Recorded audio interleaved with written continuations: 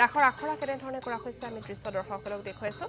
এই মুহূৰ্তত আমি পৰিৱেশ দেখুৱাইছোঁ গহপুৰৰ। গহপুৰত ব্যতিক্ৰমী ধৰণেৰে আয়োজন কৰা হৈছে ৰাস মহোৎসৱ আৰু এইসকল ৬০ৰ ঊৰ্ধৰ লোকে অংশগ্ৰহণ কৰিছে ৰাস মহোৎসৱত। আমি পুনৰবাৰ জনাইছোঁ এয়া গহপুৰৰ মাজিকুছিৰ দৃশ্য। এইসকল ৬০ৰ ঊৰ্ধৰ লোকে এনেধৰণে অংশগ্ৰহণ কৰিছে ৰাস মহোৎসৱত। বয়সেও যেন তেওঁলোকক থমকাব পৰা নাই।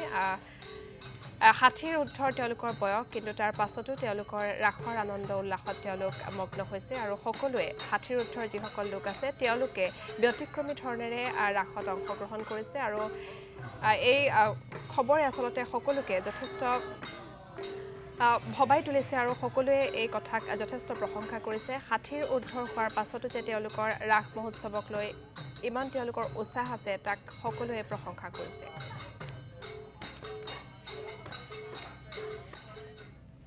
আমাৰ গুৰুজনাৰ সৃষ্টিৰাজি ১২খন অংকীয়া ভাওনাৰ ভিতৰত এই কেলিগোপাল নাটভাগ অতি ৰসাল।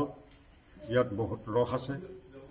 এই নাটভাগ বৰ্তমান যুগত যিভাগ পুৰণি নাট আছিলে সেই নাটৰ আলমৰ পৰা বহুত আঁতৰি গৈ নতুন ধৰণে এতিয়া এই নাটভাগ চৰ্চা হৈ আছে। এইবাৰ আমাৰ এই মাজিকুছি প্ৰগতিশীল যুৱক সংঘৰ সৌজন্যত আমাৰ এই খাৰৈপৰীয়া ৪-৫খন গাঁৱৰ বয়সস্থ ব্যক্তিসকলক গোট খুৱাই লৈ তেখেতসকলে অতি উলহ মালহেৰে কেলিগোপাল নাটভাগ পুৰুষৰ যোগেদি অৰ্থাৎ বয়োজ্যেষ্ঠ ব্যক্তিসকলৰ যোগেদি নাটভাগ অংকিত কৰিবৰ কাৰণে প্ৰয়াস কৰিছে।